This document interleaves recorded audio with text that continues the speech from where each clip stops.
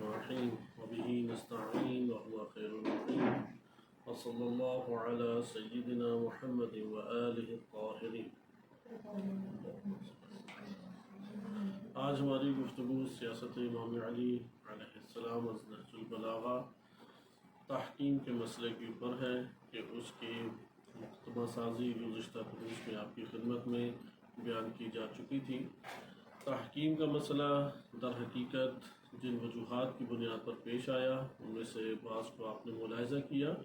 آج کے درس میں ہم صرف نہج البلاغہ سے جہاں جہاں پہ تحکیم کے موضوع کے اوپر گفتگو موجود ہے اسے ملاحظہ کریں گے، اور انشاءاللہ اس موضوع کو آئندہ امام علی علیہ السلام کے فرامین کی روشنی میں دیکھیں گے کہ کس طریقے سے خوارج وجود میں آئے۔ قصہ تحکیم یا حکمین بھی کہا جاتا ہے کہ اس کلمے کا مطلب پہلے گزر چکا ہے کہ اس سے مراد فیصلہ یا فیصلہ کرنے کے لیے ایک مطالبہ کرنا ہے۔ حکم لفظ در حقیقت لغت کے اعتبار سے ایک شے سے منع کرنے کے معنی میں آتا ہے، اس لیے عدالتی فیصلوں کو بھی حکم سے تعبیر کیا جاتا ہے کیونکہ وہ ظلم و ستم سے مانع ہو جاتے ہیں، اس لیے حکم اسے کہا جاتا ہے۔ یعنی حکم کا اصل لفظ مطلب ہے منع کرنا، اس لیے جتنے بھی اس کلمے کے مشتقات استعمال ہوتے ہیں اس میں کلمہ منع کرنا یا رکاوٹ بن جانا یا روک دینا یہ معنی شامل ہے۔ مثلا حاکم جب ہم حکمران کو کہتے ہیں تو چونکہ وہ فساد اور بے نظمی سے معاشرے کو روک دیتا ہے اس لیے اسے حاکم سے تعبیر کیا جاتا ہے۔ عدالتی فیصلے چونکہ ظلم و ستم سے روکنے میں ممید اور معاون ثابت ہوتے ہیں اس لیے عدالتی فیصلوں کو حکم سے تعبیر کیا جاتا ہے۔ اسی طرح دو گروہوں میں جنگ و جدال، فتنے اور لڑائی جھگڑوں سے منع کرنا کا مطالبہ اس کو حکم قرار دیا جاتا ہے۔ لیلۃ الحریر کی سخت ترین جنگ کے نتیجے میں جب شام کی فوجیوں اور باغیوں کے قدم اکھڑ گئے اور قریب یہ تھا کہ لشکر امیر المومنین علیہ السلام بھرپور شان و شوکت کے ساتھ غلبہ حاصل کر لے، اس وقت آخری چال جو پہلے سے ہی معاویہ بن ابی سفیان اور عمرو بن عاص نے اپنے پاس محفوظ کر کے رکھی ہوئی تھی اس چال کو اس نے چلا اور قرآن کے مصحف کو پورے لشکر میں پہلی صف اور خیمے کے ارد گرد محافظ جو معاویہ بن ابی سفیان کے تھے اور دیگر افراد ان کے نیزوں میں اور ڈنڈوں کے ذریعے پرچموں کے ذریعے سے قرآن کریم کو انہوں نے اٹھا لیا۔ اب یقیناً جب جنگ ہوگی تو قرآن وہ قوم میں روندا جائے گا، اس کے صفحے پھٹیں گے، قرآن پہ گھوڑے دوڑیں گے، افراد اس کے اوپر گریں گے، خون اس کے اوپر بہے گا، تو یہ قرآن کی ایک بے احترامی شمار ہوتی ہے تمام مسلمانوں کی نظر میں۔ یہاں پہ امام شاید مائک سیٹ صحیح نہیں ہوا جس کی وجہ سے وائس میں ذرا مسئلہ ہے۔ جی، یہاں پہ امام علی علیہ السلام امیر المومنین علیہ السلام انہوں نے اس کو سازش قرار دیتے ہوئے اس بات کو ذکر کیا کہ یہ ایک چال ہے اور اس چال میں کسی صورت میں بھی نہ آیا جائے، بلکہ ضروری ہے اس مورد میں کہ جنگ کو جاری کیا جائے اور جس خدشے کا احساس مسلمان کر رہے ہیں اس خدشے کا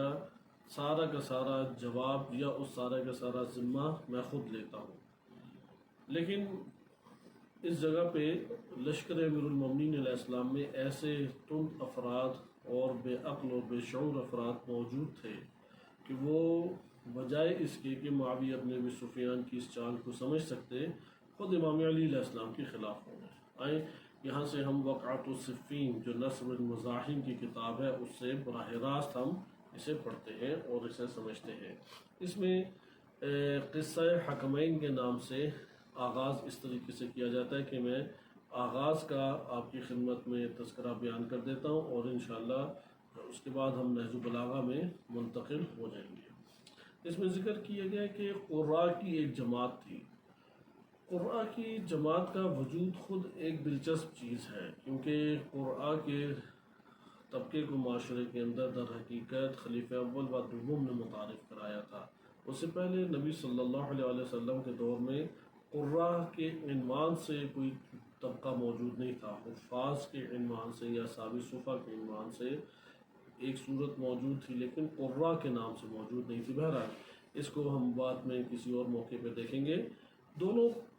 لشکروں میں ایک تعداد قراء کی تھی جو حافظ قرآن تھے اور قرات کے احکام اور قرات کے جو اسلوب ہیں اور قرات کے قواعد و قوانین سے واقف تھے اور قرآن کا اور علوم قرآنیہ کا اہتمام کیا کرتے تھے۔ ان کا جو لشکر امام علی علیہ السلام کے ساتھ جو لشکر تھا، انہوں نے اپنی تلواریں اپنی کھینچ لیں، یعنی نکال لیں اور اپنے کندھوں کے پاس لٹکا لیں، اور امیر المومنین علیہ السلام کو مخاطب ہو کے کہا کہ اے امیر المومنین، آغاز میں یہ بھی بہت تعجب کی چیز ہے کہ آغاز میں امام علی علیہ السلام کہتے تھے، لیکن جب امام علی علیہ السلام نے ان کی بات نہیں مانی تو انہوں نے امیر المومنین کہنا چھوڑ دیا اور صرف نام لے کے امام علی علیہ السلام کو پکارتے تھے، یعنی اے علی کہہ کے پکارتے تھے۔ عربوں میں کسی بھی شخص کو براہ راست نام سے پکارنا بے احترامی شمار ہوتا ہے، اس لیے عرب کنیت کے ذریعے سے یا لقب کے ذریعے سے پکارتے ہیں، یعنی عزت اور احترام کسی کو دینا ہو تو ادب کے ذریعے سے یعنی کنیت کے ذریعے سے یا لقب کے ذریعے سے پکارتے ہیں، لیکن انہوں نے احترام امام علی علیہ السلام کا ترک کرنا شروع کر دیا۔ خلاصہ کلام کہا انہوں نے، اے امیر المومنین، آپ اس قوم کے بارے میں کس چیز کے منتظر ہیں؟ ہمیں ان کی طرف اپنی ان تلواروں کے ساتھ چلنا چاہیے، اور انہوں نے جو ہمارے ساتھ مطالبہ کیا ہے کہ اللہ جو ہے وہ ہمارے درمیان اور ان کے درمیان حق کے ساتھ فیصلہ کرے گا، یعنی قرآن اللہ تعالیٰ کا کلام ہے اور قرآن کا حکم گویا کہ اللہ تعالیٰ کی طرف سے حکم ہے،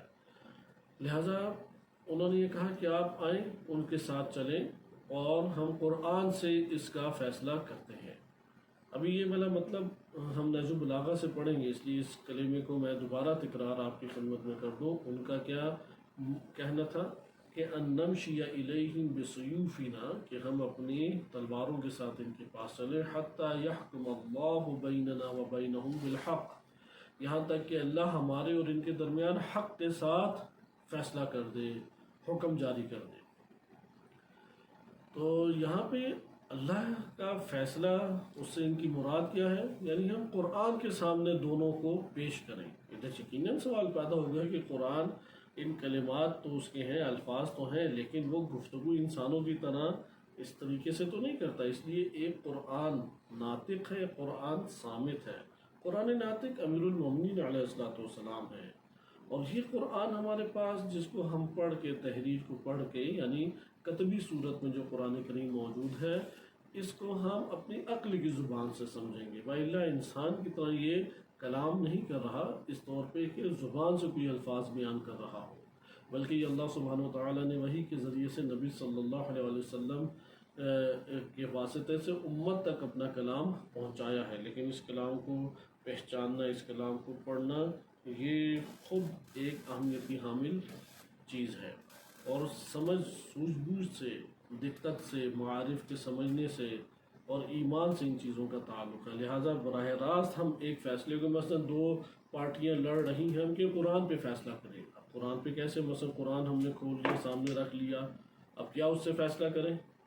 اس لیے ابھی انشاءاللہ ہم خطبہ پڑھیں گے کہ امام علی علیہ السلام نے انہیں سمجھایا کہ قرآن سے فیصلہ کرنے سے تمہاری کیا مراد ہے۔ بہرحال اس مقام پہ تو امام علی علیہ السلام نے انہیں کہا کہ قد جعلنا حکم القرآن بیننا و بینہم، ہم نے تو پہلے روز ہی،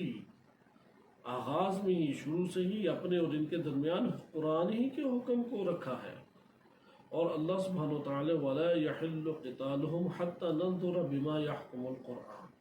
ہم نے تو پہلے بھی یہی قرار دیا تھا، اس لیے ان کو ہم نے پہلے بھی پیشکش کی، پہلے بھی ہم نے ان لوگوں کو یہ کہا کہ قتال نہیں ہونا چاہیے، جنگ نہیں ہونا چاہیے، قانونی رائے اختیار کرنی چاہیے۔ یہ جو بہانہ بنا کے تم لے کے آ رہے ہو کہ قاتلان عثمان بن عفان، اس کا ہم بدلہ لینے کے لیے سب کچھ کر رہے ہیں، وَإِلَّا ہم نہیں چین سے بیٹھیں گے، تو یہ بغاوت ہے، سرکشی ہے۔ اگر خلیفہ قتل ہو گئے تو ان کے قاتلوں کو پکڑنا وہ حکومت کی ذمہ داری ہے، وہ قانون اور عدالتوں کے کٹرے میں ٹھہرائے جائیں گے، ان کے اوپر قاضی فیصلہ کرے گا، نہ کہ ہر کوئی بندہ اٹھ کے قبائلی اساس کے اوپر فیصلہ کرنے لگ جائے۔ لہٰذا ہم تو شروع سے اس کے قائل تھے، لیکن اگر تم لوگ یہ اتنا اصرار کرتے ہو، اس اصرار کی وجہ بھی ہے کہ آگے انشاءاللہ ذکر ہوگی کہ امام نے فرمایا کہ یہ اصرار تمہارا ہے تو ٹھیک ہے، ہم ان کے قتال کو جائز نہیں سمجھتے، ہم بھی دیکھتے ہیں کیا یہ قرآن کے اوپر پھر حکم لگاتے ہیں۔ یہاں پہ اسی اثناء میں معاویہ بن ابی سفیان نے امام علی علیہ السلام کو خط لکھا تھا، اور اس میں لکھا کہ اللہ تعالی ہمیں معاف فرمائے اور تمہیں بھی معاف فرمائے، اور ہماری صلاح اسی میں ہے کہ ہمارے درمیان الفت اور محبت باقی رہنی چاہیے، جنگ ختم ہونی چاہیے، اسی میں امت کی صلاح ہے۔ یعنی آپ آغاز صفین اس کو ہم مطالعہ کر چکے، اس میں امام علی علیہ السلام بار بار یہی باتیں بیان کر رہے تھے، لیکن سخت ترین طعنہ تشنیع معاویہ بن ابی سفیان کی طرف سے ہوتی تھی کہ یہ تو بزدلوں والی باتیں نہ کرو، اور خود سے نصیحتیں کرنا امام علی علیہ السلام کو، پھر انہی کی نصیحتوں میں مختلف طعنے دینا، اور پھر بار بار اس بہانے کو ابھارنا عثمان بن عفان کے قاتلوں کو ہمارے حوالے کرو، یہ کرو فلاں، اس طرح سے جیسا کہ ہم تفصیلی پڑھ چکے ہیں۔ اب اس مقام پہ بالکل برعکس باتیں، لہٰذا یہاں پہ یہ والی بات ہے کہ صلاح امت کی وجہ سے ہمیں عفو کو لے آنا چاہیے، معافی کو لینا چاہیے۔ اس لیے اس جگہ پہ ہمیں حق کو قائم کرنے کے لیے باغی جو ہے اور جن کی بغاوت کی گئی ہے ان کے درمیان فیصلہ ہونا چاہیے، امر بالمعروف و نہی عن المنکر کا فیصلہ ہونا چاہیے۔ اس لیے اللہ کی کتاب کی طرف میں دعوت دیتا ہوں۔ یہ معاویہ بن ابی سفیان کے خط ہے جو امام علی علیہ السلام کو لکھا، وقت و صفین میں واضح ہوا ہے کہ فدعوت الی کتاب اللہ، کہ میں اے علی آپ کو اللہ کی کتاب کی طرف دعوت دیتا ہوں جو فیما بیننا و بینک، ہمارے اور تمہارے درمیان فیصلہ کرے گی، حکم ہے۔ فإنه لا يجمعنا وإياك إلا وهو نحيي ما أحيا القرآن ونميت ما أمات القرآن والسلام، کہ ہم صرف اسی کے اوپر میں ہم اور تم اسی پہ جمع ہوں گے کہ جو قرآن ہمارے درمیان، ہم اسی کے ساتھ زندگی بسر کریں گے جو قرآن نے زندہ کیا ہے، اور اسی پہ مریں گے جس کو قرآن نے مردہ قرار دیا ہے۔ اس کے بعد امام علی علیہ السلام نے عمرو بن عاص کو خط لکھا، اور اس میں امام علی علیہ السلام نے اسے واعظ و نصیحت کی، اور اس کے جواب میں پھر عمرو بن عاص نے خط لکھا کہ اسے ابھی آپ کی خدمت میں ترک کیا جا رہا ہے، کہ اس میں بھی اس نے اپنے طور پہ پھر ایک صلاح اور الفت کی بات کی، اور حق کی طرف پلٹنے کی بات کی، اور قرآن کو دوبارہ فیصلہ کن کتاب قرار دیتے ہوئے قرآن کے اوپر فیصلہ کرنے کا اپنا مطالبہ کیا، اور اسے حکم قرار دیا، اور کہا کہ ہم اسی کی طرف بڑھیں گے اور قرآن کو ہی اپنے درمیان حکم قرار دیں گے۔ پھر امام علی علیہ السلام نے اس چال کے اوپر خود کلمات لکھے اور کہا کہ بہت تعجب کی اس دنیا کی، اس دنیا کی اس حرکت کے اوپر، دنیا سے مراد یہی شخصیات ہیں، حرکت کے اوپر تعجب کیا کہ پہلے خود انہوں نے لڑائی جھگڑے کی فضا قائم کی، اور اب خود اس حوالے سے فیصلے قرآن کی طرف، فیصلے کی طرف آتے ہیں۔ لیکن اس کے جواب میں بھی عمرو بن عاص نے پھر وہی بات کی، ہم قرآن کو ہی اپنا امام قرار دیتے ہیں، قرآن ہی کو اپنا رہنما قرار دیتے ہیں، اور قرآن کی اساس میں ہم انصاف اور فیصلہ کریں گے۔ اس میں اشعث بن قیس آگے آیا، اور اس نے امام علی علیہ السلام کو یہ کہا کہ یا امیر المومنین ما اری الناس، آپ لوگوں کو نہیں دیکھیں گے الا وقد رضوا، کہ وہ اس فیصلے پہ راضی ہو چکے ہیں کہ قرآن کو ہی آپ حکم بنائیں، اپنا پورا فیصلہ کس کے اوپر پیش کریں، قرآن پہ، کیونکہ معاملہ اس طریقے سے تھا کہ مالک اس طرح ڈٹے ہوئے ہیں، یعنی چند ثانیے گھنٹوں کی بات ہے کہ آپ کہہ لیں ایک گھنٹے کے اندر پوری جنگ ختم ہو جاتی، اور مالک اشتر آگے سے آگے بڑھتے چلے جا رہے تھے۔ تو یہ جو مالک اشتر آگے سے آگے بڑھتے جا رہے ہیں تو ان کا ٹکراؤ بھی نہیں افراد سے ہونا ہے۔ اب معاویہ بن ابی سفیان نے ارد گرد ایک حصار باندھ لیا تھا افراد کا، اور ان افراد کے نیزوں پہ اور ان کے جھنڈوں کے اوپر قرآن لٹکے ہوئے تھے۔ البتہ اس دور کے قرآن آج کی تصویر کشی کی طرح نہیں ہے، جیسے آج اچھی اور اعلیٰ صفحات کی صورت میں، اس دور میں ایسا نہیں ہوتا تھا۔ اس وقت چمڑوں کے اوپر یا پتوں کے اوپر، لکڑی کی چھال کے اوپر وہ قرآن لکھے جاتے تھے، اس لیے کسی نے پورا قرآن، بہت بڑا قرآن بھی اٹھایا ہوتا تھا، کسی نے بعض صفحے قرآن کے اٹھائے ہوئے ہیں، کسی نے بعض چمڑے فقط قرآن کے اٹھائے ہوئے ہیں۔ اب حصار معاویہ کے ارد گرد انہی افراد کے جنہوں نے نیزوں پہ قرآن اٹھائے ہوئے۔ اب معاویہ ابن ابی سفیان کے خیمے پہ حملہ کرنے کے لیے مالک اشتر مجبور ہیں کہ ان افراد کو قتل کریں، اور ان قرآن اٹھانے والے پرچم بردار افراد کو وہاں پہ جب قتل کریں گے تو قرآن نیچے گریں گے۔ لہٰذا اب مالک اس طرف آگے بڑھ رہے ہیں۔ دوسری طرف امام علی علیہ السلام کا محاصرہ زیادہ ہوتا جا رہا ہے۔ امام علی علیہ السلام اپنے خیمے سے کے اندر بیٹھے ہیں، تشریف فرمائے، اور پوری جنگ کی تدبیر کر رہے ہیں، اور کسی ایک دستے کو ایک طرف بھیج رہے ہیں، دوسرے کو دوسری طرف بھیج رہے ہیں۔ اب اشعث امام کی خدمت میں آیا اور اس نے کہا کہ لوگ حکم پہ راضی ہو گئے ہیں، اور وہ یہی چاہتے ہیں کہ آپ ان سب لوگوں کو قرآن کے حکم کی پر جمع کریں۔ اگر آپ کہیں تو میں معاویہ کے پاس جاتا ہوں اور اس کو یہ بات بیان کرتا ہوں، اور پھر وہ یہاں پہ آئے اور حکم کے لیے اپنا بندہ مقرر کرے اور ہم اپنا بندہ مقرر کرتے ہیں۔ امام علی علیہ السلام نے اسے تسلیم نہیں کیا۔ یہ ہمارے پاس، اب میں خلاصہ تاریخ آپ کو بیان کروں، یہ تبری میں بھی اسی طرح واقعات ہیں، وقت صفین میں بھی، یہ قدیمی کتابیں ہیں، یہ دوسری تیسری صدی ہجری کی یہ کتابیں ہمارے پاس موجود ہیں۔ تو امیر المومنین علیہ السلام نے نہیں اسے قبول کیا۔ اس اثناء میں دو افراد بڑے جو کہ انتہائی جذباتی افراد تھے۔ ایک کا نام ہے زید بن حسین، صاد سے ہے، سین سے نہیں، صاد سے، زید بن حسین طائی، اور دوسرا ہے مسعر بن فدکی التمیمی۔ یہ دونوں قراء میں سے تھے۔ زید بن حسین طائی جنگ صفین میں کھڑے ہو کے آغاز جنگ میں اسی نے امام علی علیہ السلام کی شدید حمایت کی تھی، اور حملے کے لیے اس نے یقین دہانی، اپنی وفاداری کی یقین دہانی کرائی تھی۔ 10,000 کا لشکر زید بن حسین کے پیچھے تھا اور مسعر بن فدکی کے پیچھے 10,000 کا لشکر تھا۔ یہ دونوں اپنے پورے لشکر سمیت کھڑے ہو گئے اور امیر المومنین علیہ السلام کے مد مقابل آ گئے، اور انہوں نے کہا کہ اگر اب نام بھی انہوں نے نہیں لیا، زید بن حسین اور مسعر بن فدکی، یہ آگے بڑھ بڑھ کے پوری جنگ لڑتے رہے، لیکن جب یہ قرآن اٹھائے گئے تو یہ خوارج کے سرداروں میں سے تھے۔ تو یہ امام علی علیہ السلام کے مد مقابل آ گئے، اور انہوں نے کہا کہ ہم مالک اشتر کو آپ واپس بلائیں، اگر آپ واپس نہیں بلاتے تو یہ 20,000 کا لشکر اسی ٹائم آپ کے خیمے کے اوپر حملہ کر کے وہی سلوک آپ کے ساتھ کرے گا جو ہم عثمان بن عفان کے ساتھ پہلے کر چکے ہیں۔ ہم یہی آگے بڑھ کے، یعنی جو عوام نے سلوک عثمان بن عفان کے ساتھ کیا تھا وہی سلوک علی بن ابی طالب علیہ السلام آپ کے ساتھ ہم کریں گے۔ یعنی نام میں بھی امیر المومنین یا ابو الحسن کنیت کوئی تو نہیں لگا، یعنی ایک بے احترامی کرتے ہوئے دھمکی دی۔ تو امام علی علیہ السلام نے اسی ٹائم پہ پھر نمائندہ اپنا بھیجا، اور اس نمائندے نے جا کے خبر دی مالک اشتر۔ مالک اشتر ایک قسم کے اسی ٹائم چکرا کے سے گئے کہ یہ کیسے ہو سکتا ہے، ممکن نہیں ہے کہ یہ ہو جائے۔ تم ایسا کرو کہ جاؤ اور امام علی علیہ السلام سے کہو کہ مجھے صرف چند لحظے مہلت دے دیں، یعنی اتنی مہلت دے دیں کہ ابھی سورج جو ہے وہ مثلا زوال سے زیادہ ڈھلے گا نہیں، اس کے ڈھلنے سے پہلے، غروب نہیں، اس کے ڈھلنے سے پہلے، یعنی یہ جو ابھی تپش دھوپ کی شدید ہوئی ہوئی ہے، اس تپش کے تھوڑے سے ڈھلنے میں، کہ یہ ختم بھی نہیں ہوگی، وہ ڈھلنے کی حد تک کی مجھے مہلت دے تو میں یہ سارا کام تمام کر کے آپ کی خدمت میں حاضر ہوتا ہوں۔ اب یہاں پہ جب وہ گئے اور واپس آئے وہ، اور بتایا مالک کا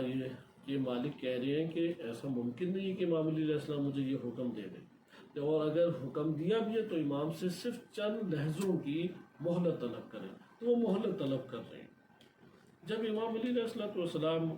کے سامنے یہ بات بیان کی تو یہ خوارج نے گھیرا ہوا تھا، انہوں نے تلواریں کندھوں پہ لٹکائی ہوئی تھی نکال کے، اور گھیرا ہوا تھا امام علی علیہ السلام کو برے طریقے سے، یعنی خیمے سے باہر سارے کے سارے لشکر والے موجود تھے، 20 سے 30 ہزار افراد، چند 10-20 بندے نہیں،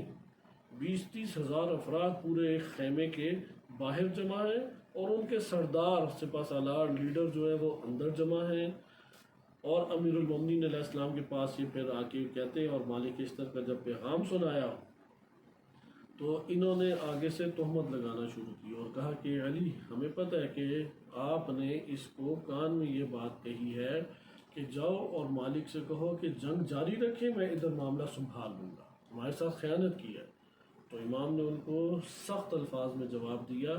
کہ تم لوگ دیکھ تو رہے ہو کہ میرا اس کے ساتھ ارتباط تمہارے سامنے ہوا ہے، اور اس کے علاوہ علیحدگی میں تو میری اس سے ملاقات ہی نہیں ہوئی، میں نے اس کے کان میں کہاں سے بات بتانی ہے، یا کوئی نوشتہ اس کے لیے میں نے کہاں سے لکھنا ہے؟ تم صبح سے شام تک تو میرے ساتھ بیٹھے ہوئے ہو یہاں پہ، دیکھ رہی ہو میری ایک ایک حرکت، اس کو میں نے ابھی تک تمہارے سامنے کہا جو مالک کو کہو کہ واپس آ جائے۔ تو پھر انہوں نے تلواریں ہاتھ میں لے لی کندھوں سے اتار کے اور کہا کہ اسے دوبارہ بھیجیں، اگر وہ واپس آئے اور مالک نے یہی بات دوبارہ کی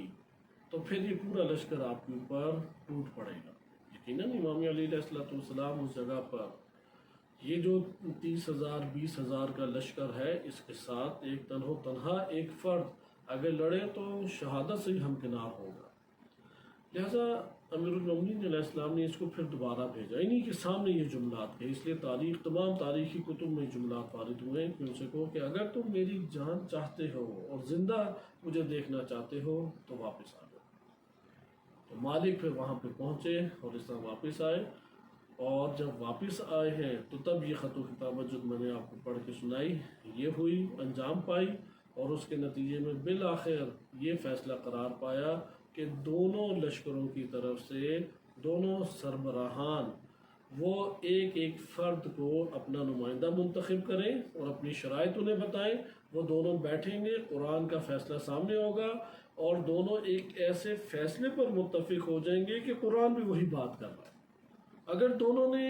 ایسے فیصلے پہ متفق ہوئے جو قرآن میں موجود نہیں ہے تو دونوں پھر مثلا واجب القتل ہو گئے، دونوں منحرف ہیں، دونوں دائرہ اسلام سے مثلا خارج ہیں، یہ خوارج کی سوچ تھی۔ تو امام علی علیہ السلام چار ناچار اب حکم سے امام مسلسل روک رہے ہیں۔ یہ جو بیک گراؤنڈ میں آپ کی خدمت میں ذکر کر رہا ہوں، اگر یہ ہمارے ذہن میں نہ رہے تو جو میں آپ کے سامنے اب تیزی سے خطبات پڑھوں گا وہ آپ کے لیے قابل درک نہیں رہیں گے، اس لیے اس پورے بیک گراؤنڈ کو مد نظر رکھتے ہوئے کہ امام مسلسل جنگ لڑنا چاہ رہے ہیں، سازش قرار دے رہے ہیں اس قرآن کو نیزوں کے اوپر اور علم اور پرچموں کے اوپر اٹھانا، اور پھر امیر المومنین علیہ السلام جب مجبور ہو گئے اپنی جان بچانے کے لیے تو اس وقت امام علیہ السلام حکم کی طرف آئے، بس پہلے اب حکم سے روک رہے ہیں، اس سازش سے روک رہے ہیں، کہہ رہے ہیں کہ نہیں کوئی ہم نے ان سے معاہدہ نہیں کرنا، کوئی ان سے بات چیت نہیں کرنی، فتنہ ختم ہونا چاہیے، باغیوں کو ختم ہونا چاہیے، اور باغیوں کو سرنگو کر کے پھر امن و امان قائم ہوگا۔ یہ امام علی علیہ السلام کے کلام سے ہمارے سامنے موقف سامنے آتا ہے، حکم پہ راضی نہیں تھے، اب مجبوراً راضی ہو گئے۔ اب جب مجبوراً راضی ہوئے امیر المومنین علیہ السلام تو معاویہ بن ابی سفیان نے جن کا انتخاب کیا وہ انتخاب عمر بن عاص کا تھا، لہذا امام علی علیہ السلام نے اس مقام پہ بیان کیا کہ جیسے امام باقر علیہ السلام سے غالباً یہ روایت منقولہ واقعات صفین میں یہ ہے کہ امام فرماتے ہیں کہ لوگوں نے جب امام علی علیہ السلام کو گھیر لیا تو لوگوں کو امام نے فرمایا، اب پہلے امام نے یہ بات بیان کی کہ میری طرف سے تم لوگوں کے سامنے دو ہی پھر بندے ہو سکتے ہیں، کیونکہ امام جانتے تھے کہ یہ اصلاً عقل و شعور سے خالی ہیں، ایک بڑا لشکر کا ایک بڑا حصہ، کیونکہ اصل جو تعداد تھی وہ 50 سے 60 ہزار کے درمیان تھی لشکر امیر المومنین علیہ السلام کی، لیکن اس میں سے 20 سے 30 ہزار خوارج ہو گئے، اور وہ بھی وہ بندے جنہوں نے خیمے کو گھیر لیا۔ اب جب 20-30 ہزار بندوں نے خیمے کو گھیرا ہو تو وہاں پہ پھر نہیں چل سکتی، اگرچہ وہ بقیہ افراد موجود ہیں اور آ کے ایک سخت ترین جنگ کی کیفیت بن سکتی ہے، لیکن اگر یہ اسی مقام پہ آپس میں جنگ لڑ لیں کہ ایک طرف بالفرض 35 ہزار کا لشکر ہے اور دوسری طرف یہی خوارج امام علی علیہ السلام کی خیمے کا گھیراؤ کیے ہوئے ہیں، یہ 25 ہزار کا لشکر ہے، یہ 35 اور 25 آپس میں اگر ٹکرائیں اور لڑیں تو یہاں سے تو شامی آرام سے ان کے اوپر حملہ کر کے فتح یاب ہو جائیں گے۔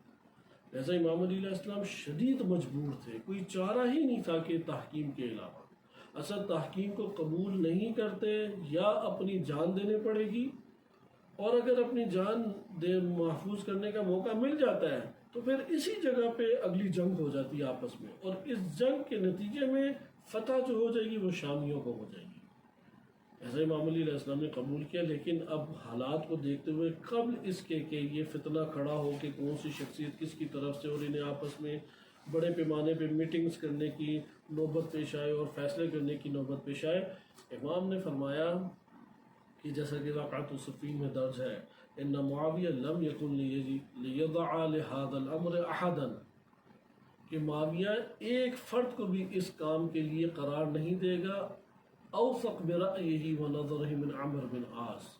کہ جو عمر بن عاص سے زیادہ محکم اور مضبوط نظر اور رائے رکھنے والا ہے، اس لیے معاویہ فقط و فقط عمر بن عاص کو ادھر لے کے آئے گا۔ اور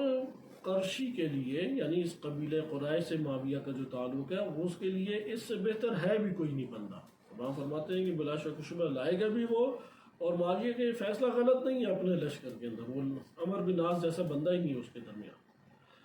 پھر امام فرماتے ہیں کہ وہ پھر قریشی، کیونکہ عرب قبائلیت اپنی اوج بھی اس دور میں پہنچی ہوئی تھی، تو اس لیے امام نے اسی ٹائم عرب قبائلیت کا بھی ایک اشارہ کیا کہ دیکھو معاویہ خود قریشی ہے،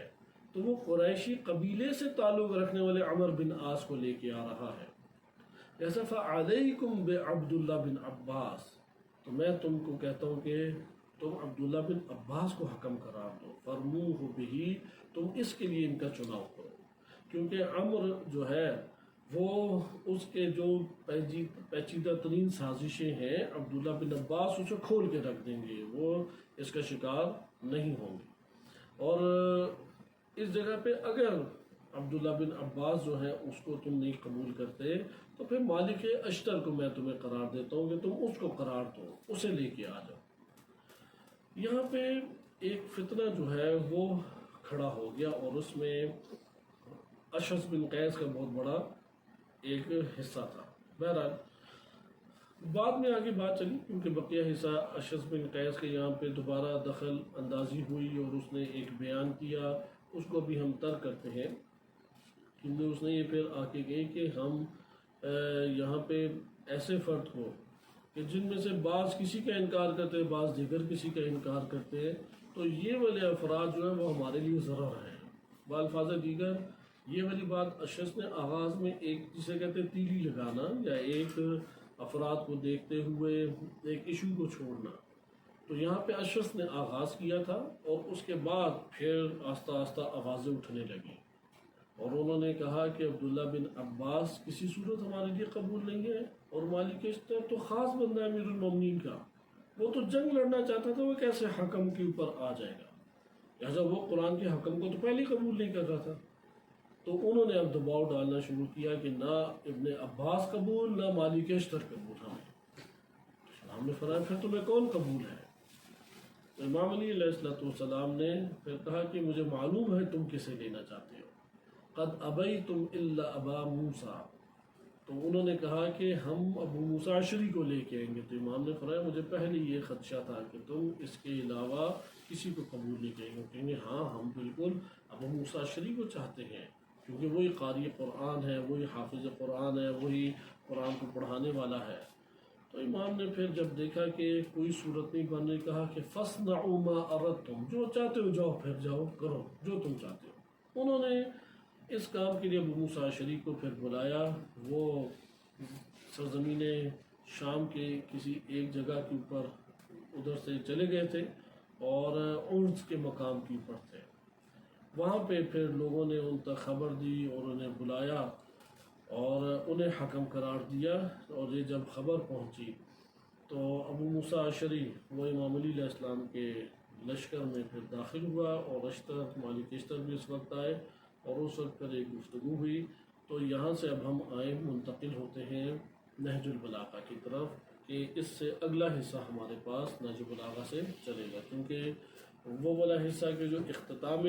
حکم ہے انشاءاللہ تعالی ہم بعد میں مطالعہ کریں گے۔ بہرحال بات پہنچ گئی ابو موسیٰ اشعری تک۔ معاویہ بن ابی سفیان کے لشکر میں کسی کو کوئی مسئلہ نہیں تھا، جو معاویہ نے کہا وہ سب نے قبول کیا، اور عمر بن عاص کو لے کے وہ آ گئے۔ یہاں پہ امام علی علیہ السلام شدت سے چاہتے تھے کہ اگر اب حکم ہے تو وہ ابن عباس اور مالک اشتر میں سے کوئی ایک ہو، لیکن وہ جنہوں نے گھیراؤ کیا ہوا تھا وہ غصے پہ اور شدت سے اور ہیجانی کیفیت میں ایسے آئے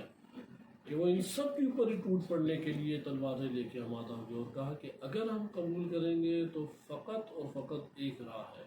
اور اس راہ کا نام ہے کہ ابو موسیٰ اشعری کو حکم بنایا جائے۔ امام نے پھر غضب اور غصے سے کہا کہ جو تم کرنا چاہتے ہو جاؤ کرو۔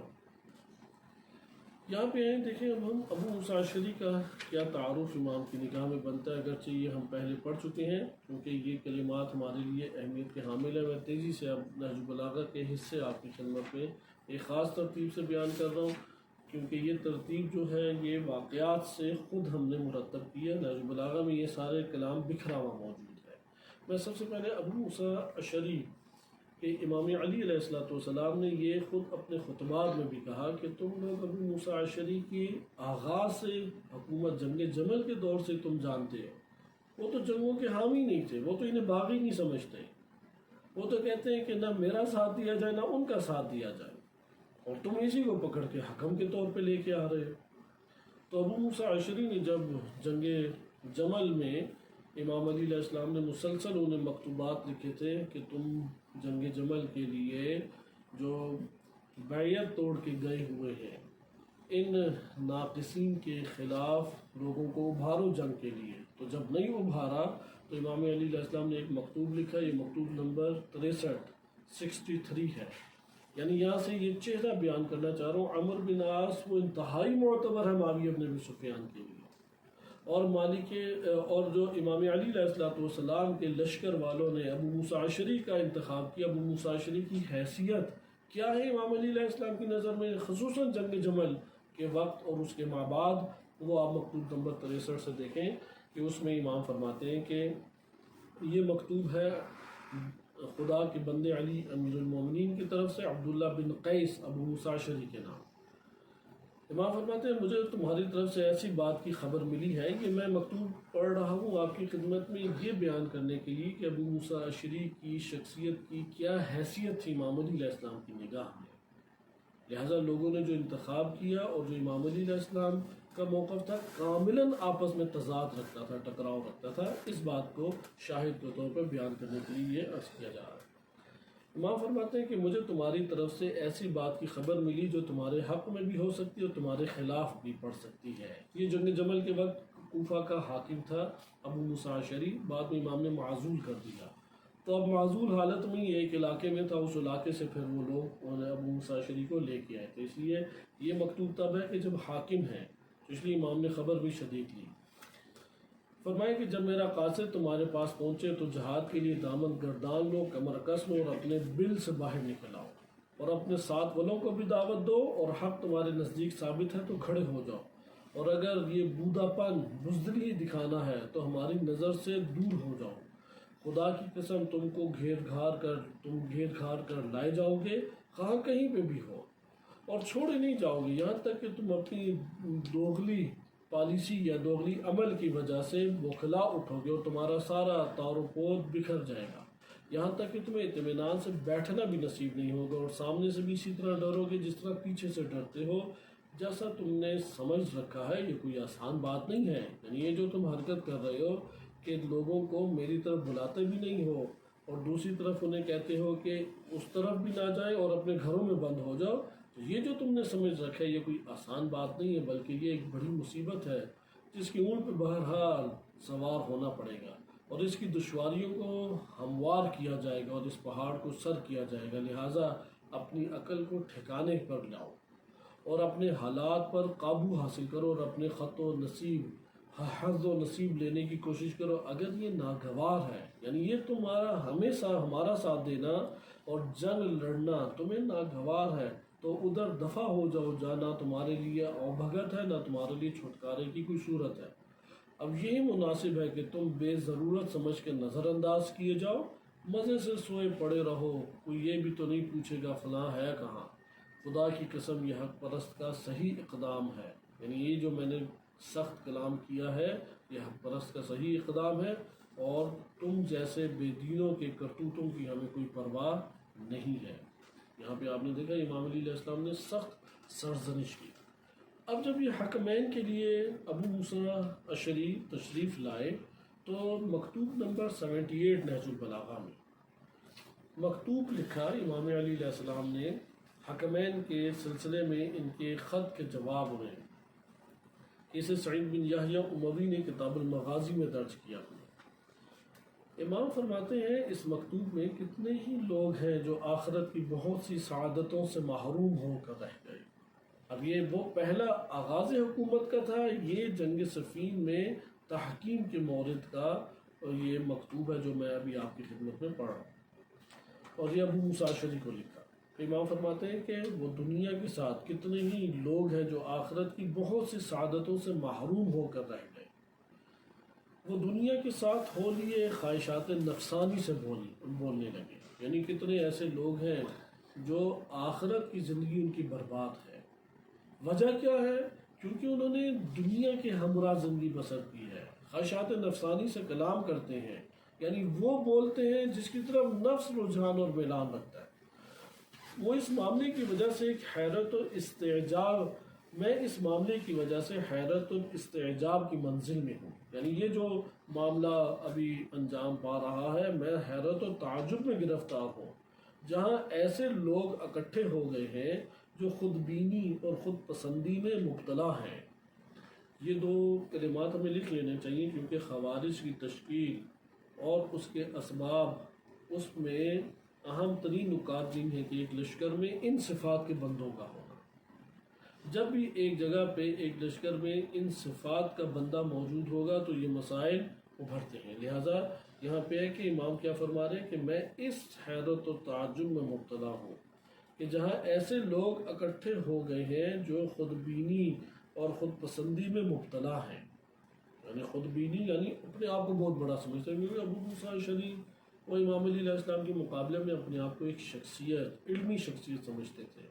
اور لوگوں کو اپنے پیچھے چلنے کے لیے اپنی شخصیت کو خود پیش کیا کرتے تھے۔ ان کو اگرچہ متعارف کرانے والے وہ خلیفہ اول و خلیفہ دوم ہی ہے معاشرے کے اندر، اور پر اثر بھی انہوں نے کیا۔ اب جب وہ پر اثر ماضی میں کر چکے ہیں تو لوگ ان کی شخصیت کو بہت بڑا، یعنی ایک بڑے دینی قد کاٹ کی شخصیت انہیں سمجھا کرتے تھے لوگ۔ تو امام فرماتے ہیں کہ یہ خود بینی اور خود پسندی میں مبتلا ہے۔ میں ان کے زخم کا مداوع تو کر رہا ہوں مگر ڈرتا ہوں کہ کہیں وہ منجمد خون کی صورت اختیار کر کے لا علاج نہ ہو جائے۔ یعنی میں ان کی یہ جو اپنے آپ کو بہت بڑا دیندار اور بہت بڑا قرآن کے ساتھ وفا کرنے والے، قرآن کی تقدیس اور تعظیم کو بجا لانے والے اور قرآن کے فیصلوں پہ عمل پیرا کرنے والے اپنے آپ کو یہ سمجھ رہے ہیں، یہ در حقیقت مریض ہیں، بیمار ہیں۔ ان کا میں علاج تو کرنا چاہ رہا ہوں، سمجھانے کی کوشش کر رہا ہوں، نسخے انہیں لکھ کے دے رہا ہوں، لیکن ڈر ہے کہ کوئی ایسی یہ شدت کی کیفیت اختیار نہ کر جائے کہ یہ جمع و خون ہو، اور اس جمع میں خون کو پھر لا علاج یا کاٹ کے پھینکنا پڑتا ہے۔ پھر امام فرماتے ہیں تمہیں معلوم ہونا چاہیے، یعنی ابو موسیٰ اشعری کو کہتے ہیں کہ تمہیں یہ پتہ ہونا چاہیے مجھ سے زیادہ کوئی شخص بھی امت محمدی صلی اللہ علیہ وسلم کی جماعت بندی اور اتحاد باہمی کا خواہش مند نہیں ہے، یعنی وحدت اسلامی و مسلمانوں کے اتحاد کا سب سے بڑا پیکر میں ہی ہوں، میں سب سے زیادہ وحدت اسلامی کو چاہنے والا ہوں۔ یعنی آج کے دور میں اگر مسلمانوں کے ان ٹکراؤ، اختلافات، پراگندہ افکار اور متشدد افکار اور نظریات کے درمیان جو وحدت اسلامی کا شعار بلند کرتا ہے اور وحدت کی کوششوں کو حقیقی معنی میں انجام دیتا ہے، وہ حقیقی پیرو امام علی علیہ السلام ہے، کیونکہ خود نہج البلاغہ میں امام فرما رہے ہیں مجھ سے بڑھ کر وحدت اسلامی کو برپا کرنے والا اور وحدت اسلامی کی خواہش رکھنے والا نہیں ہے۔ پھر آگے فرماتے ہیں جس سے میری غرض صرف حسن ثواب اور آخرت کی سرفرازی ہے، میں وحدت اسلامی کو قلیل فرقوں کے دوران اپنے کوئی حکمت عملی کے طور پہ نہیں سمجھتا کہ یار ہم اقلیت میں ہیں اور وہ اکثریت میں ہیں، اس لیے اب یہ وحدت کی بات کرو، جب ہم اکثریت میں آ جائیں گے ہم بھی نظر آئیں گے۔ کہتے نہیں، اس وجہ سے میں وحدت اسلامی کا قائل نہیں ہوں۔ میرے وحدت اسلامی کی قائل ہونے کی کیا وجہ ہے؟ اب تغیب ذالک حسن الثواب و کرم المآب، خود یہ اس مکتوب کے کلمات ہیں۔ یعنی امام علی علیہ السلام وحدت اسلامی کو وہ اقلیتوں کا فیصلہ نہیں قرار دیتے، وہ فرقہ واریت کے تناظر میں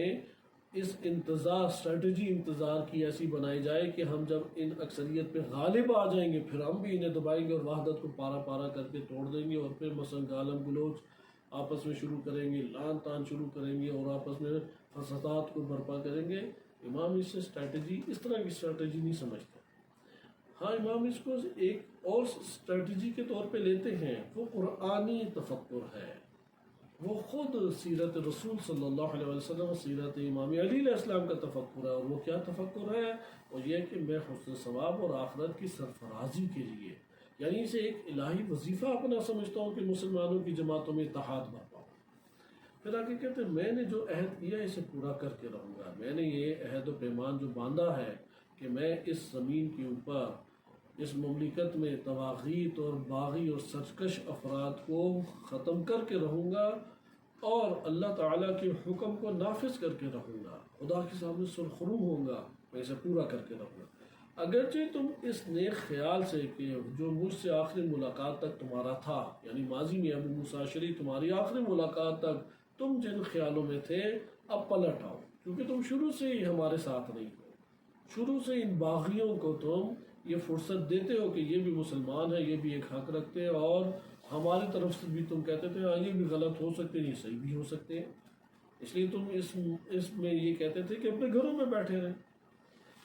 تو امام فرماتے ہیں کہ پلٹ جاؤ اپنے ان خیالات سے، یقیناً وہ بدبخت ہے جو عقل و تجربے کے ہوتے ہوئے اس کے فوائد سے محروم رہے۔ میں تو اس بات پہ پیچ و تاب کھاتا ہوں کہ کوئی کہنے والا باطل کہے یا ایسے معاملے کو خراب ہونے دوں جسے اللہ درست کر چکا ہو، یعنی میرے سامنے کوئی کہنے والا غلط بات کہے تو میں اس کے اوپر شدید غصہ و غضب کا شکار ہوتا ہوں، یا اگر ایک معاملہ اللہ ٹھیک کر چکا ہے، درست کر چکا ہے،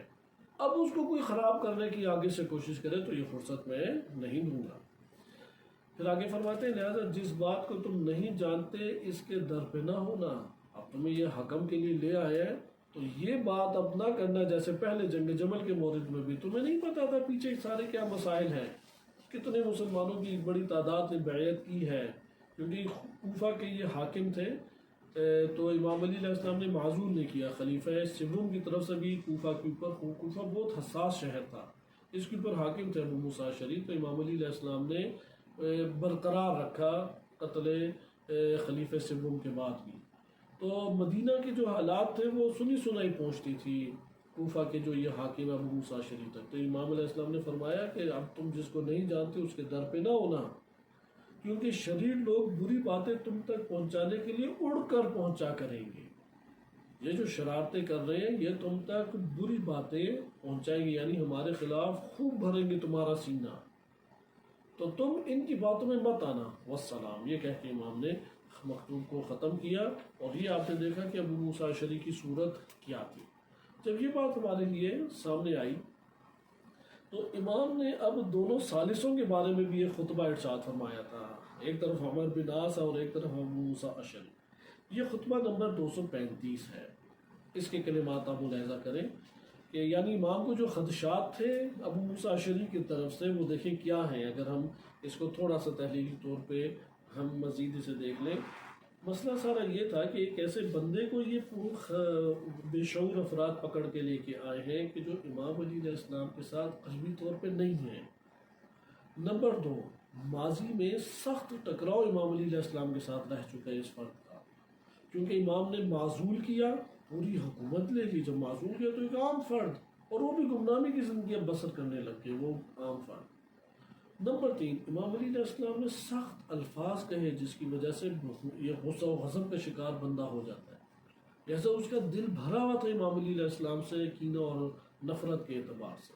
اب یہ پکڑ کے لے آئے۔ تو اس اسلامی امام نے اس کے وہ ماضی کی تمام صورتحال کو دیکھتے ہوئے، جیسا آپ خطبہ جو مکتوب پہلا پڑھ چکے ہیں، اس کو مد نظر رکھتے ہوئے امام نے فرمایا کہ اب تمہارا مزید سینہ کوئی نہ بھرے اپنی یہ شریر لوگ اڑ کے جو باتیں پھیلائیں گے، لہٰذا ان کی باتوں میں نہ آ کے تم ایسا قدم اٹھا دینا کہ جو ایک اور نیا فتنے کی راہ کھولے۔ اب اس خطبے کو دیکھیں، امام کو چونکہ خدشہ زیادہ تھا اس لیے بار بار کلام کرتے رہے ابو موسیٰ اشعری کے بارے میں، لوگوں کو سمجھاتے رہے، اپنے لشکر کے سے خطاب کر کے پیغام سناتے رہے، بلاتے رہے افراد کو اور بلا کے ان کو تمام صورتحال سے آگاہ کرتے، بصیرت دیتے رہے، شعور دیتے رہے۔ لہذا انہی میں سے یہ خطبہ ہے، یعنی معیار امام دیتے تھے۔ جیسے آغاز میں آپ نے دیکھا کہ ایک خود پسند اور خود بین جو صرف اپنی ذات کو دیکھتا ہے، اپنی ہر چیز اسے اچھی لگتی ہے، اپنے آپ کو بہت بڑا اندر سے سمجھتا ہے، اپنے آپ کو بہت اہل دین، اہل معرفت اور صاحبان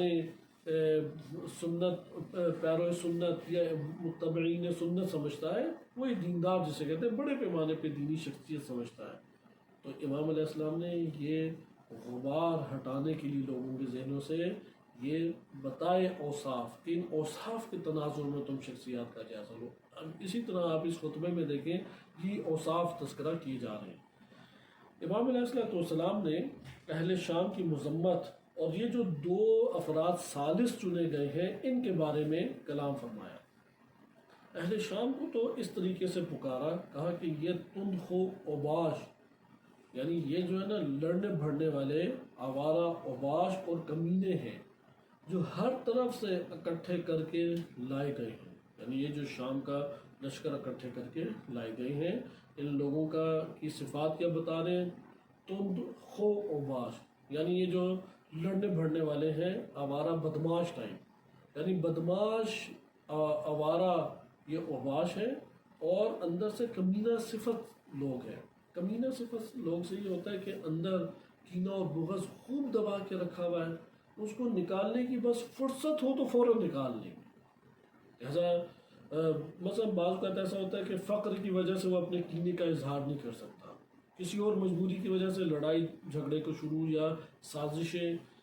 مہلک سازشیں شروع نہیں کر سکتا۔ اب جیسے اس کا پیٹ بھرے گا یا وہ زنجیر مجبوری کی ٹوٹے گی، یہ پورے اپنے کینہ اور نفرت کو لے کے ایک فساد اور ایک ہلاکت کا منصوبہ بنا کے میدان میں کود پڑے گا۔ اسے کہتے ہیں کمینہ صفت۔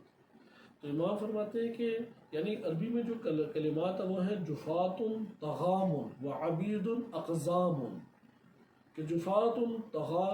جفات کہتے ہیں جفا کرنا، ستم ڈھالنے والا، یعنی وہی بدماشی کے ذریعے سے صفاق دل یا ایک وحشی درندگی کی صفت سے ہمکنار شخص، جفات طغام، کہ یہ آوارہ بدماش ہے، صفاق بدماش ہے اور کمینے صفت صلاحیت کے مالک ہیں، جو ہر طرف سے اکٹھے کر کے لائے گئے ہیں، اور مخلوط النسب لوگوں میں سے چن لیے گئے ہیں، یعنی مختلف قسم کے نسب ہیں جن میں سے بعض کے نسب کی پہچان ہی نہیں ہے، پتہ ہی نہیں لگے گا کون کس قوم قبیلے کے ہیں، اس طرح سے اکٹھے کر کے لائے گئے ہیں۔ اور وہ ان لوگوں میں سے ہیں جو جہالت کی بنا پر اس قابل ہے کہ انہیں ابھی اسلام کے متعلق کچھ بتایا جائے اور شائستگی سکھائی جائے، یعنی اچھائی برائی کی تعلیم دی جائے، اور عمل زندگی یعنی اسلام کے مطابق عمل کی مشق کرائی جائے، اور ان پر کسی نگران کو چھوڑا جائے اور ان کے ہاتھ پکڑ کے چلایا جائے۔ کہتے ہیں ان لوگوں کی اب یعنی شام کے جو باغی حضرات ہیں، خصوصاً معاویہ بن ابی سفیان، عمرو بن عاص اور یہ جو طبقہ ہے، ان کی حیثیت یہ ہے کہ یہ ابھی اسلام سے آشنا ہی نہیں ہے، انہیں ابھی اسلام کے طور طریقے انہیں بتانے کی ضرورت ہے، انہیں بڑے حوصلے کے ساتھ اچھائی اور برائی کی تعلیم کی ضرورت ہے، اور ان کو عملی پریکٹیکلی اسلام سمجھانے کی ضرورت ہے۔ اس لیے ان کے پر لازمی کوئی نگران ہو، کوئی ان کے پر ان کی نگرانی کرنے والا، نگہداشت کرنے والا، ان کے اوپر مسلسل نظر رکھنے والا کوئی فرد ہونا چاہیے، اور وہ پھر اس نظر رکھنے والے فرد کا ہاتھ پکڑ کے چلیں گے تو اسلام پر چل سکتے ہیں۔ لہٰذا امام فرماتے ہیں یہ نہ تو مہاجر ہیں کہ نبی صلی اللہ علیہ وسلم کے ساتھ مکے سے تھے اور پھر آخری عمر تک رہے، اور نہ انصار ہیں کہ جو مدینہ میں استقبال کرنے والے ہیں، اور نہ ان لوگوں میں سے ہیں جو مدینہ میں فروکش ہو گئے۔ دیکھو اہل شام نے تو اپنے لیے ایسے شخص کو منتخب کیا ہے جو ان کے پسندیدہ مقصد کے بہت قریب ہے۔ دیکھیے امام کیسے سمجھا رہے ہیں لشکر کہ تم جس فرد کے سازشوں میں آ رہے ہو یہ لوگ کون ہیں۔ وہ بعض ہوتے ہیں نا کہ آوارہ افراد محلوں کے یا بعض شہروں میں بڑے بڑے بدماش ہوتے ہیں، صحت مند، تندرست اور خوب جان اور طاقت کے مالک ہوتے ہیں، اور مالی وسائل بھی خوب مہیا ہوتے اور بڑی بہترین وسائل سے بھرپور زندگی بسر کر رہے ہوتے ہیں اور کسی قانون کو قبول نہیں کرتے، بدماشی کے ساتھ فوراً اتر آتے اور گردنیں اڑا کے جو بھی ان سے ٹکرائے اس پورے خاندان کو تہس تہس کر دیتے ہیں۔ معاویہ بن ابی سفیان اور پورا ان کا سلسلہ اجداد وہ اسی طرح کی شخصیت کا مالک تھا، اور ان عرب کے بدماش یہ معروف تھے جس سے پوری دنیا کے بڑے بڑے آوارہ لوگ بھی ڈرتے تھے۔ ان بدماشوں کے سر قلم ہوئے تھے جنگ بدر میں امام علی علیہ السلام کی تلوار سے، اور جناب سید الشہداء حضرت حمزہ علیہ السلام کی تلوار سے ان کی گردنیں اڑی تھی۔ معاویہ کا نانا بھی اسی جنگ میں قتل ہوا، معاویہ کا بھائی حنظلہ بھی اسی جنگ میں قتل ہوا، اور اسی طرح سے معاویہ کا ماموں بھی اسی جنگ میں قتل ہوا۔ یعنی ہندا کے دو بھائی جو ہیں وہ ادھر باپ اور بھائی دونوں ادھر قتل ہوئے، اور امام علی علیہ السلام نے ان کی گردنیں اڑائی تھی، اور اس قدر یہ بڑے ڈیل ڈول کے مالک تھے کہ تاریخ میں وارد ہوا ہے۔ بس یہ جو ہندا کا باپ تھا کہ وہ ایک اونٹنی کے جو چھوٹی اونٹنی کا بچہ ہوتا ہے وہ ایک ٹائم پہ اس کی خوراک تھی، ایک ٹائم پہ وہ کھا لیتا تھا، یعنی عام فرد تو اس کے پیٹ تک پہنچتا تھا، یہ جو عام افراد کھڑے ہوں اتنا اونچا اس کا قد تھا، ایک ہاتھ سے 3-4 بندوں کو پکڑ کے وہ گرا لیتا تھا، 8-10 بندوں میں گھر جائے تو انہیں مارنا اس کے لیے کوئی مسئلہ نہیں ہوتا تھا، اس قدر یہ طاقتور پہلوان تھے، خوراکیں بھی ان کی اسی طریقے کی تھیں۔ تو ان بدماشوں کی گردنیں اڑی امام علی علیہ السلام کی تلوار سے، لہٰذا ان کی یہی عادات اور کردار بعد میں بھی ان کے رہے۔ لہٰذا جب یہ مکہ فتح ہوا تو اس وقت طلقاء یہ بن گئے، فوراً کہا کہ ہم اسلام قبول کرتے ہیں۔ ابو سفیان اور اس کے بچوں نے ظاہری طور پہ اسلام قبول کر لیا۔ خلیفہ اول کے دور میں یہ لوگ دبے ہوئے تھے، مسکینوں اور فقراء والی ایک قسم کی زندگی بسر کرتے تھے، اور چالیں چلنے کے لیے بس کانوں میں آ کے بات کرتے اور اگلا انہیں دھتکار دیا کرتا تھا اور دور کیا کرتا تھا۔ یہ پھر اپنے سفری تجارتوں میں ہی رہتے تھے، شام کبھی آ جا رہے ہیں اور اپنے قبائل کے درمیان میں محفوظ تھے۔ ہوا یہ کہ خلیفہ دوم کے دور میں شام اور یعنی یہ جو روم اس دور میں کہلاتا تھا یہ فتح ہو گیا۔ موجودہ عراق اصل میں روم کے انڈر تھا، یہ روم جو اس ٹائم یورپ میں ہے یہ اس کی سٹیٹ پھیلی ہوئی تھی پورے عراق تک، تو عراق فتح ہونے لگ گیا۔ پھر موجودہ شام تو اس کا دارالخلافہ ایک قسم کا ترکی اور شام کہلاتا تھا، تو ترکی اور شام عیسائیوں کا اصل گڑھ تھا، تو ادھر انہوں نے حملہ کیا اور مسلمانوں نے فتح کر لیا۔ اب جب یہ فتح یعنی قسطنطنیہ اصل جس ویٹیکن سٹی اس ٹائم مرکز ہے، اس دور میں قسطنطنیہ یعنی یہ استنبول ترکی کا یہ مرکز ہوا کرتا تھا۔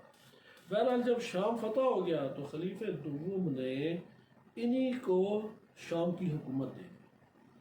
لہٰذا وہی جو بدماشی کا سلسلہ تھا اب یہ پھر کھل گئے زمین کے اوپر، انہیں تو جگہ ملنی تھی، افراد انہیں اکٹھا کرنا مشکل نہیں تھا، اب وہ پرانے طور طریقے انہوں نے چلانا شروع کیے۔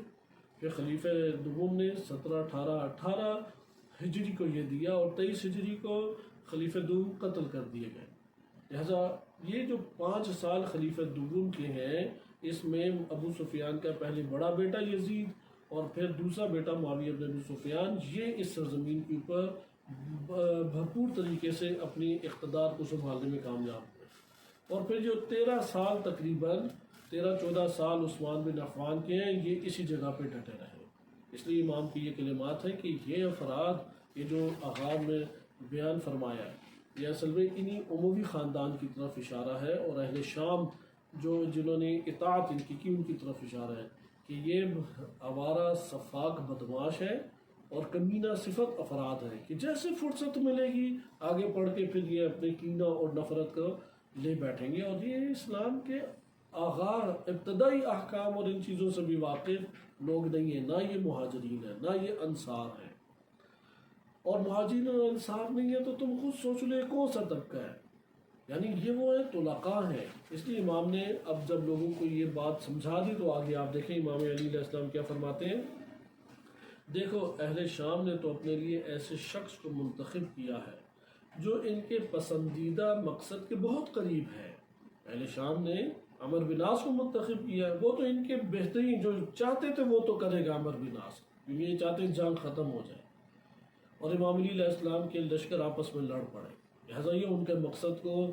اس مقصد تک پہنچانے کے لیے کہ مخالف لشکر آپس میں الجھ جائے اور ہمارے ساتھ ٹکراؤ ختم ہو جائے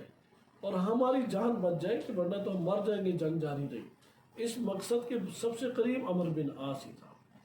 اور تم نے ایسے شخص کو چنا ہے جو تمہارے ناپسندیدہ مقصد سے انتہائی نزدیک ہے، یعنی جسے تم سب سے برا سمجھتے ہو وہی وہ انجام دینے والا ہے، وہ ابو موسیٰ اشعری ہے۔ ایسا ابو موسیٰ اشعری کے بارے میں امام نے فرمایا، تم نے کس شخص کو پکڑ کے لے آئے ہو؟ نہ ابن عباس کو مانتے ہو کہ اگر ابن عباس وہاں بیٹھے عمرو بن عاص کی ساری چالیں وہ ناکام کر دیں گے، یا مالک اشتر کو لے کے آؤ، وہ سب چالیں وہ ناکام کر دیں گے۔ لہذا اس جگہ پہ فرمایا کہ تم لے کے آئے ہو، تم کو عبداللہ بن قیس ابو موسیٰ کا، یہ خطبے کے الفاظ ہیں۔ امام فرماتے تم کو عبداللہ بن قیس ابو موسیٰ کا کل والا وقت یاد ہوگا کہ وہ تو کہتا پھرتا تھا کہ یہ جنگ ایک فتنہ ہے، لہذا اپنی کمانوں کے چلوں کو توڑ دو، یعنی یہ جو کمان ہوتی ہے اس کے اوپر ایک تار سی لگی ہوتی ہے، یعنی لکڑی ہوتی ہے اور ادھر ایک تار ہوتی ہے، وہ کہتے ہیں اس لکڑی کو یوں توڑ دو کہ تم ان کمانوں کے دونوں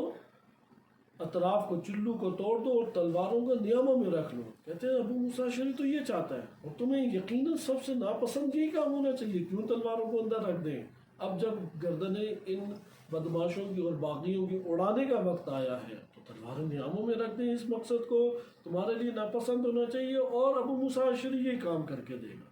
پھر آگے امام فرماتے ہیں اگر وہ اپنے اس قول میں سچا تھا، یعنی تمہارا بھلا ہی چاہتا تھا، تو ہمارے ساتھ چل کھڑے ہونے میں خطا کار ہے، کیونکہ اگر وہ ہمیں صحیح راہ کے اوپر سمجھتا ہے تو ہمارا ساتھ پہلے دینا چاہیے، اور اگر ہمیں صحیح راہ پہ نہیں سمجھتا تو اب اس کا ہمارے ساتھ آنا خطا کار ہے، جبکہ اس پر کوئی جبر بھی نہیں ہے۔ یعنی اب جب ہم صحیح راہ پہ نہیں ہیں، یہ جنگ ایک فتنہ ہے، وہ بھی غلط ہیں، ہم بھی غلط ہیں، تو وہ غلط لوگوں کے ساتھ کیوں آ کے ابو موسیٰ اشعری کھڑا ہو گیا؟ یہ سوچو تو صحیح، ابھی تو اس کے اوپر کوئی جبر بھی نہیں ہے، نہ ہم اسے پکڑ کے لا رہے ہیں، نہ کوئی اور پکڑ کے لا رہا ہے، نہ معاویہ کی طرف سے اسے خطرہ ہے، نہ ہماری طرف سے اسے خطرہ ہے، اس کے اوپر تو کوئی جبر نہیں ہے۔ اور اگر وہ جھوٹا تھا کہ ہم دونوں میں سے ایک حق پر ہے لیکن اس نے ساتھ نہیں دیا، تو اس پر تمہیں بے اعتماد ہونا چاہیے، کیونکہ اس نے ماضی میں حق کا ساتھ نہیں دیا اور اب بھی حق کا ساتھ نہیں دیا،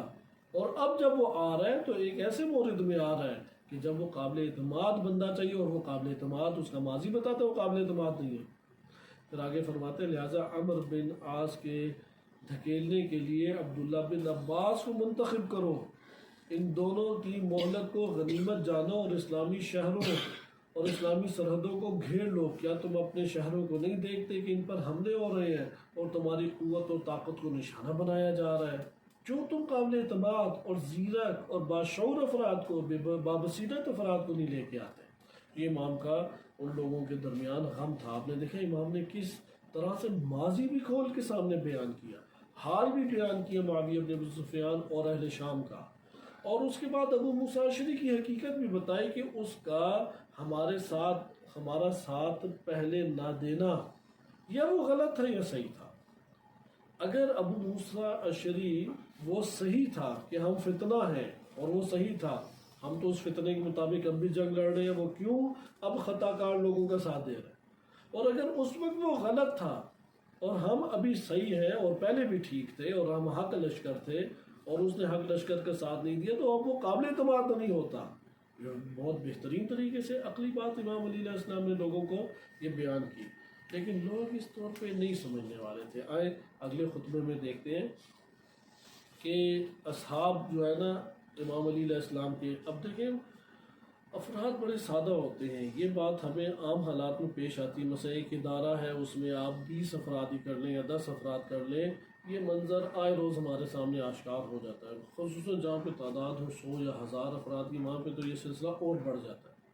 اب اندرونی حالات کی سب کو برابر خبر نہیں ہوتی، مثلا ایک فرد جو ہے وہ ماضی اس کا بعض جرائم سے آلودہ تھا، اب ہر لڑکے کو نہیں پتا، کیونکہ انٹرویو لیا تو چیزیں سامنے آ گئیں، اہل علاقہ میں مولانا صاحب نے علیحدگی میں بتا دیا، تو نہیں اب اس میں عام لڑکوں کو پتا۔ اب جب لڑکوں کے سامنے ہے تو اس نے دوستیاں تو بتب جوان افراد کرتے ہیں، لیکن وہ مسلسل اپنے غلط مزاج کی وجہ سے، یعنی وہی جو اس کے اندر باغیانہ پن ہے، آئے روز مسائل کھڑا کرتا ہے۔ اور پھر ایک وقت آتا ہے کہ وہ جو مدیر ہے اس ادارے کا، وہ فوراً اخراج کر دیتا ہے کہ جاؤ، ایک جھگڑا یا ایک مسئلہ پیش آتا ہے اسے باہر نکال دیتا ہے۔ یہاں پہ افراد جو بالکل نیوٹرل افراد ہیں وہ اس طرح سوچیں گے یار بہرحال بڑی سختی کی، اتنی تندی نہیں کرنی چاہیے، اتنی سختی تو نہیں کرنی چاہیے، آخر جوان ہے، سمجھانے کی کوشش کرنی چاہیے تھی، اس کا اتنا صحیح تو قصور تھا، پہلے کوئی اس کی غلطیاں سامنے آئی۔ اب یہ ایک عام بندہ اس طرح سے بات کرتا ہے جیسے کہ آپ پروپیگنڈے عام سنتے ہیں کہ یار دیکھا فلاں کے ساتھ مدرسے میں کیا حال کر دیا، فلاں ادارے والے نے اس کے ساتھ کیا حال کر دیا، پیچھے سے اس بیک گراؤنڈ کا انہیں نہیں پتہ ہوتا۔ یہاں پہ بھی بعض ایسے افراد موجود تھے، تو اس میں انہوں نے بعض نے اپنے طور پہ اعتراض کیا امام علی علیہ السلام پہ، تو امام نے بعض کو تفصیلی جواب دیا اور بعض بڑے پیچ و تاب کھائے، یعنی ہوتا ہے نا انسان غصے سے تلملا اٹھے، بعض اس طریقے سے آ کے بعض کے ساتھ امام کا ٹکراؤ اس طریقے سے ہو، یعنی بعض ایسے تھے انہوں نے کہا کہ ابھی انشاءاللہ ہم اس بیان کے بعد وہ خطبہ پڑھتے ہیں، ابھی خطبہ نمبر 206 ہے۔ بعض ایسے تھے جو آ کے کہتے تھے یا امام آپ نے پہلے ہمیں منع کرتے تھے کہ نہیں تحکیم نہ کرو، کوئی فیصلہ نہیں ہے، سازش ہے، یہ ہے، فلاں ہے، اور اب ہمیں کہتے ہیں ہاں نہیں پہلے یہ بندہ چن لو، پھر کہتے نہیں یہ بندہ چن لو، ابو موسیٰ شریف پہ یہ باتیں کرتے ہیں، ہم آپ کی پہلی والی بات مانیں یا دوسری بات مانیں، یہ ابھی ہم خطبے میں پڑھیں گے۔ لیکن یہ جو خطبہ آپ کے سامنے یہ والا بیک گراؤنڈ نہیں ہے اس کا، یہ افراد ہیں، اصحاب کا ایک ٹولہ آیا اور آ کے تحکیم کے سلسلے میں آپ کے اصحاب جو ہیں خود امام علی علیہ السلام پہ جذباتی ہو گئے، غصہ غضب کا شکار ہونے لگے، شور مچانے لگے۔ امام علی علیہ السلام نے ان کے اس جذباتی پن اور یہ جذباتی جو ان کی باتیں ہیں اس کے اوپر فرمایا، یہ امام علی علیہ السلام کے نہج البلاغہ میں کلمات خطبہ نمبر 206 میں، اے لوگوں جب تک جنگ نے تمہیں بے حال نہیں کر دیا، میرے حسب منشا میری بات تو تم سے بنی رہی، خدا کی قسم اس نے تم میں سے کچھ کو تو اپنی گرفت میں لے لیا اور کچھ کو چھوڑ دیا، یعنی جب تک جنگ نے تمہیں بے حال نہیں کر دیا تھا میرے حسب منشا تم میری بات سنتے تھے، یعنی جب تک جنگ میں کوئی ایسا ٹکراؤ نہیں تمہیں لگ رہا تھا تو میری بات مانتے تھے۔ اب اس جنگ کے ذریعے سے تمہیں ایک فتنہ پیش آ گیا ہے، وہ یہ سازشی جو اس نے چال چلی ہے اس میں اندر ہی اندر تم ٹکراؤ کا شکار ہوگے، تو اب تمہیں میری باتیں نہیں سمجھ آتی۔ جب تک یہ ٹکراؤ نہیں تھا یا جنگ تمہیں کاٹ نہیں رہی تھی، یعنی تم ڈٹے ہوئے تھے جنگ میں استقامت کے ساتھ، تم مجھے بڑا اچھا سمجھتے تھے، میری باتیں بھی تمہیں سمجھ آتی تھی۔ لیکن اب کیا ہو گیا کہ اب تم نے دیکھا کہ میں بے حال اس جنگ نے تمہیں کر دیا ہے، تو تم میری طرف سے اکھڑ گئے ہو۔ پھر آگے فرماتے ہیں خدا کی قسم اس نے تو تم میں سے کچھ کو اپنی گرفت میں لے لیا ہے، یہ جو فتنے اور جنگ کھڑی ہوئی ہے بعض کو تم مجھ سے توڑ کے لے گئی اور کچھ کو چھوڑ دیا اور کچھ ابھی بھی ڈٹے ہوئے میرے ساتھ، اور تمہارے دشمنوں کو تو اس نے بالکل ہی نہ ڈال کر دیا ہے، اس لیے تم ان کے اوپر بھی تو ذرا دیکھو، وہ لوگ تم مرنے کے قریب ہیں، اس مرنے کے قریب ہیں اور بالکل ضعیف ہو کے گرنے والے ہیں، اگر تم جمے رہتے، اگر یہ سازش میں مطلع نہ ہوتے اور جمے رہتے تو پھر جیت تمہاری تھی، مگر اس کا کیا علاج کہ میں کل تک امر و نہیں کا مالک تھا، کہ کل تک یعنی ایک دن پہلے میں حکم دیتا تھا اور روکتا تھا تم میری بات مانتے تھے، اور آج دوسروں کے امر و نہیں پر مجھے چلنا پڑ رہا ہے کہ میرے گرد اکٹھے ہو کے 20-30 ہزار کے لشکر اکٹھا کر کے تلواریں گردن پہ رکھ کے مجھ کو چلاتے ہیں اپنے امر و نہیں پہ، ایک چیز میں مجھے حکم دیتے ہیں یہ کرو، دوسری چیز میں کہتے ہیں نہیں مالک اشتر کو تم روک دو، فلاں کرو، آج میں امر و نہیں کا مالک ہی نہیں رہا، تم دنیا کی زندگانی چاہنے لگے ہو، حقیقت یہ ہے، اور یہ چیز میرے بس میں نہ رہی، جس جنگ سے تم بیزار ہو چکے تھے اس پہ تمہیں برقرار رکھتا ہے، یعنی میرے ہاتھ سے یہ میری قدرت سے یہ امر نکل گیا کہ میں جنگ کے اوپر تمہیں برقرار رکھتا، میں تو یہ چاہتا تھا تم جنگ مسلسل کرتے رہو اور جنگ کے اوپر ہی برقرار رہو، لیکن اب میرے ہاتھ سے تم لوگ نکل چکے ہو، اس لیے اس طرح کی باتیں تم میرے سامنے کر رہے ہو۔ یہ ہمارے پاس ایک بیان اس حوالے سے آیا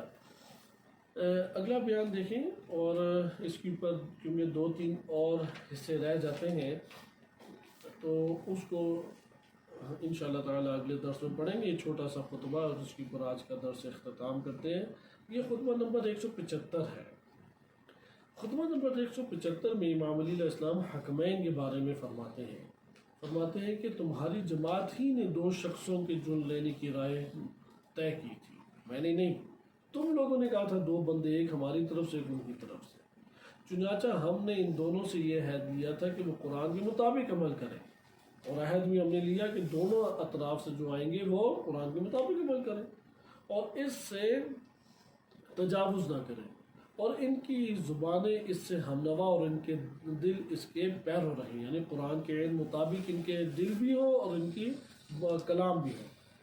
لیکن امام فرماتے ہیں مگر وہ قرآن سے بھٹک گئے اور حق کو چھوڑ بیٹھے، حالانکہ وہ ان کی نگاہوں کے سامنے تھا، ظلم ان کی عین. بہرحال یہ والا جو خطبہ ہے یہ تحکیم ختم ہونے کے بعد ہے، اور امام نے تحکیم میں چونکہ خیانت کی، عمر بن عاص کی جانب سے خیانت برپا ہوئی، تو امام نے یہ خطبہ ہے کہ تحکیم کو توڑ دیا، اور امام نے کہا کہ یہ فیصلہ کیونکہ خیانت کر لی اور قرآن کے برخلاف انہوں نے عمل کیا ہے اور اپنی اس بات پہ نہیں ڈٹے، اس لیے یہ خطبہ ہمیں پھر بتاتا ہے. لیکن میں مکمل کر دیتا ہوں چونکہ آدھا حصہ پڑھ لیا، لیکن یہ سب سے آخر میں ہم نے پڑھنا تھا. اس سے پہلے والا کلام تھا جو انشاءاللہ اب ہم اگلے ہفتے پڑھیں گے. لیکن تحکیم کو یہ کہہ کے امام نے توڑا کیونکہ جنگ نہروان ہوئی اس پہ، کیونکہ تحکیم کا مطلب یہ تھا کہ دونوں نمائندے آئیں اور قرآن سے ایک فیصلہ لے لیں، ایک بات لے لی اور قرآن اس کی تائید کرتا ہو، اس کے مطابق ہی دونوں اس پر عمل پیرا ہوں گے. مثلا ایک صورت یہ تھی کہ دونوں کو معزول کر دیں، نہ امام علی علیہ السلام خلیفہ رہے نہ معاویہ مدعی رہا کہ میں نے قبضہ کرنا اور قاتلین کو سزا دینی. ایک تیسرے بندے کو لائیں اور وہ خلیفہ بن جائے. مثلا ایک صورت یہ بنتی، ایک صورت یہ بنتی تھی نہیں دونوں قائم رہے، امام علی علیہ السلام خلیفہ رہیں، لیکن فلاں بندے چونکہ وہ قاتل ثابت ہے اس لیے امام علی علیہ السلام ان کے حوالے کر دو اور ان کی گردنیں اڑا دیں. تیسری ایک صورت، چوتھی ایک، کوئی بھی صورتیں بن سکتی تھی. لیکن عمر بن عاص نے شروع سے ہی وہ جو بھی چال لے کے آتے حقیقت میں پھنستے تھے وہ، اس لیے عمر بن عاص نے ایک انتہائی عجیب عمل انجام دیا کہ ہم وہ انشاءاللہ اب اگلے درس میں پڑھیں گے. کہ ایک ہاتھ سے انگوٹھی نکالی اور دوسری میں پہن لی، کہا کہ میں اسی طریقے سے میں بھی اس پہ راضی ہوں کہ علی ابن ابی طالب خلافت سے معزول ہے، لیکن معاویہ ابن ابی سفیان کے بارے میں کہتا ہوں کہ وہ ہمارا لیڈر ہے. یہ کہنا تھا تو ایک فتنہ کھڑا ہو گیا، کیونکہ ابو موسیٰ اشعری پہلے ہی امام علی علیہ السلام کو اپنے طور پر معزول کر چکے تھے. تو یہاں پہ چونکہ خیانت سے کام لیا، کیونکہ عمر بن عاص کو یہ کہنا چاہیے تھا میں بھی معاویہ ابن ابی سفیان کو معزول کرتا ہوں. اگر وہ یہ کہہ دیتا دونوں ہی معزول ہو جاتے، اگر دونوں معزول ہوتے علاقوں میں جاتے امام علی علیہ السلام پھر صلح صفائی اور دیگر طریقوں سے دوبارہ خلافت کے اوپر براجمان ہو جاتے. لیکن معاملہ جو ہے وہ آپس میں ٹکراؤ میں آ گیا اور پھر تحکیم کی یہ صورت ناکام ہو گئی. تو یہاں پہ امام جب ناکام ہوئی تو امام نے یہ خطبہ اس وقت یہ فرمایا تھا. بہرحال اس کا اختتام دیکھ لیں. ظلم ان کی عین خواہش اور کجروی ان کی روش تھی، حالانکہ ہم نے پہلے ہی ان سے یہ ٹھہرا لیا تھا، یہ کہہ دیا تھا، یہ فیصلہ لے لیا تھا کہ وہ عدل و انصاف کے ساتھ فیصلہ کریں اور حق پر عمل پیرا ہونے میں بدنیتی اور ناانصافی کو دخل نہ دیں. اب جب انہوں نے راہ حق سے انحراف کیا ہے اور طے شدہ قرارداد کے برعکس حکم لگایا ہے تو ہمارے ہاتھوں میں ان کا فیصلہ ٹھکرا دینے کے لیے ایک مضبوط دلیل اور معقول وجہ موجود ہے. یعنی ہم کیوں ان کی دلیل کو رد کریں گے اور کیوں ان کی بات نہیں مانیں گے؟ کیونکہ انہوں نے خود قرآن سے انحراف کی. یعنی ہمارے پاس اب دلیل ہے، اس لیے امام علی علیہ السلام پھر خلیفۃ المسلمین برقرار رہے، اور جو وہ سازش کی گئی تھی وہ سازش اپنا جو نتیجہ لینا چاہتی تھی وہ نتیجہ لے گئی، اور معاویہ اور اس کا جو بقیہ بچا کچا لشکر ہے وہ اپنے علاقوں میں منتقل ہو گیا، اور انہوں نے وہ جنگ کا نقصان اور وہ جو قتل و غارت سے بچنا تھا